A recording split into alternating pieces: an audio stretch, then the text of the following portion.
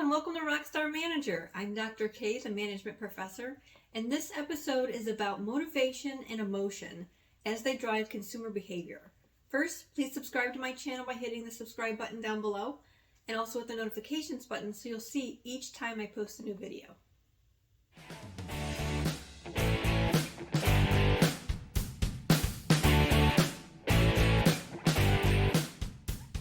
Before we talk about what motivates consumers to make the purchase, let's talk about what drives human behavior. We know motivation drives behavior, but so do other factors such as homeostasis, the need for self-improvement, and something called regulatory focus. Homeostasis is the way the body naturally reacts in a way so as to maintain a constant normal bloodstream. Here, think about your external environment. When you're cold, you shiver and you're moved to wear a coat. You may not think about it, but this is a natural instinct to keep your blood from becoming too cold. Another example is when your blood sugar begins to fall and your physiological reaction is hunger. Sometimes we feel a little sluggish during winter months. That feeling is caused by drops in dopamine or serotonin, so we take action to self-soothe. Sometimes it's eating a warm soup, cuddling on the couch with a warm blanket, or going shopping to restore your levels. Something else that drives human behavior is self-improvement, the longing to make your current state even better. This could be anything from making a conscious decision to eat better, take a few classes to enhance your skills and ultimately build a stronger career, or even upgrade your handbag from a Michael Kors to Gucci with the intention of advancing your perceived status. From a consumer perspective, we consider the regulatory focus theory, which takes into account the consumer's focus, specifically preventative or promotional. A prevention focus orients consumers towards avoiding a negative consequence, while a promotion focus orients consumers towards the opportunistic pursuit of aspirations or ideals. If we talk about the general hierarchy of motivation, I encourage you to watch my video on Maslow's hierarchy of needs. Depending on where you fall in the set of predetermined prioritized needs, you'll be motivated in different ways. I'll include the link to that video in the description. Simpler classifications of consumer motivation include utilitarian and hedonic motivation. Utilitarian motivation parallels maintaining behavior and includes useful and practical purchases like toothpaste. Hedonic motivation drives personal gratification, often emotionally satisfying, such as going to get a cup of coffee because you feel like it. Let's do another quick application example. Utilitarian motivation says you should create a LinkedIn profile to grow and develop your professional network, whereas hedonic motivation says to post some selfies on Snapchat. Now let's talk about consumer emotions and value. The term emotion can be difficult to define because the emotions how we feel can be difficult to define themselves. How you define love, sorrow, or joy will be directionally correct to someone else, but likely not the exact same because we feel varying degrees of these emotions in different scenarios. According to Babin Harris, emotions are specific psychobiological reactions to appraisals, and extremely important to CB in marketing because consumers react immediately to their feelings. When we talk about consumer behavior, we know it's made up of feelings, thoughts, and actions. Another theory to consider is the cognitive appraisal theory, which describes how specific types of thoughts can serve as a basis for specific emotions. When consumers make an appraisal, they are assessing some past, present, or future situation.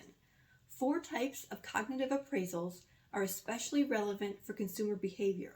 They are 1. Anticipation appraisal, 2. Agency appraisal, 3. Equity appraisal, and 4. Outcomes appraisal. Anticipatory appraisal is forward-looking and often elicits anticipatory emotions like hopefulness or anxiety. Think about it. If you had a surgery scheduled in 3 hours, would you be a little anxious or excited about it because you're going to get healed? Agency appraisal reviews responsibility for particular events and can evoke consequential emotions such as gratefulness, frustration, guilt, or even sadness. For example, what if you saw a commercial of a fragile-looking elderly person slipping and falling on an icy street? You may have a physical reaction by leaning back, turning your head, or even grimacing. Equity appraisal takes into account how fair the situation is, often including emotions like warmth or anger. An example of this is when you see someone else at the store receiving more effective and more efficient customer service than you. How do you feel? The last of the 4 cognitive appraisals is outcome appraisal. The appraisal takes into account the outcome of the event relative to your expectations and can cause emotions such as joyfulness, satisfaction, sadness, or even pride. For example, if you worked really hard at something and won the top prize, you would experience joy. Okay, now let's talk about emotion terminology before we move into ways to measure emotions. A consumer's mood is often temporary and constantly changing. Moods are often considered less intense than other emotions, and I have a video specifically on moods and emotions that goes into detail that I'll include in the description. One thing to note about moods is that when the employee's mood and the consumer's mood matches, consumers are likely to be more receptive to the conversation, even if the employee's mood is positive and the consumer's mood is not as positive or even neutral. A consumer's positive mood usually means they are likely to be more receptive to new products and discounting the risks. When this occurs, it's called a mood congruent judgment. Affect, with an A, is a term that represents feelings of a consumer during the consumption process. To clarify, emotions are going to be reactions like guilt, hopefulness, excitement, or satisfaction. Mood is a transient feeling usually expressed as a good mood or a bad mood. Affect is the feeling expressed as a general tone, such as likes or dislikes. An example would be whether the consumer likes cannoli or biscotti better. If she prefers biscotti, she's expressing her affect toward biscotti rather than cannoli. Now let's talk about measuring emotions and differences in emotional behavior. The first term we'll talk about is autonomic measures. These automatically record visceral body reactions or neurological, meaning brain, activity. This includes sweating, pupil dilation, and increased heart rates. PAD, P-A-D, is an acronym for Pleasure Arousal Dominance. It is a scale methodology where consumers self-report their feelings. Another way to measure emotions is through PANAS, P-A-N-A-S. PANAS stands for Positive Affect and Negative Affect Scales. This is where consumers self-report the extent to which they feel one of 20 different emotions. Okay, now let's talk about emotional behaviors. You know when you're watching a great game and there's one player in particular who seems unstoppable? Oftentimes we say that he or she is in the zone. The psychological term for that is flow. It refers to when someone is in a state of intense emotional focus, completely engrossed in what he or she is doing. That's flow.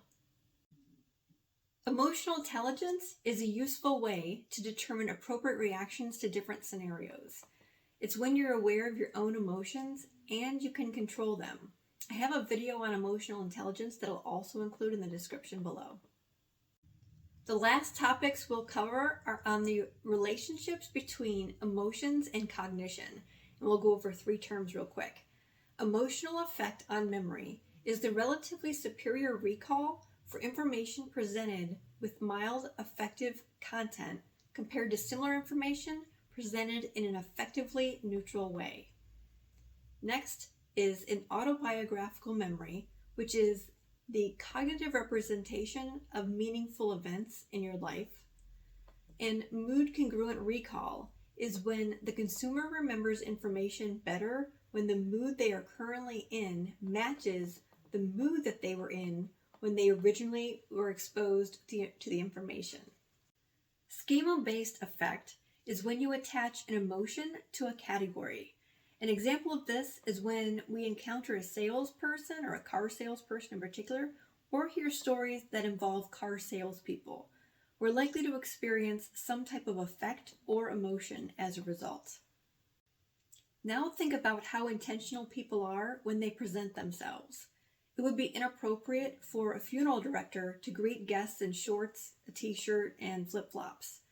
Aesthetic labor is the effort put forth by employees in carefully managing their appearance as a requisite for performing their job well. We, as consumers, don't want a pilot or a surgeon to present themselves in a disheveled manner because our reaction might be that they were incompetent or don't have a strong attention to detail. We want the people in those roles to present themselves well and demonstrate a confident demeanor. Otherwise, we have an emotional reaction. Hopefully you have a better understanding of motivation and emotion in the consumer behavior arena. If you're interested in learning more about related managerial topics, you can find any of my books online, specifically Rockstar Manager from Theory to Practice, Build a Rockstar Business from Ideation to Inception in 120 Minutes if you want to start a new business, or read Cengage's Consumer Behavior 9th edition.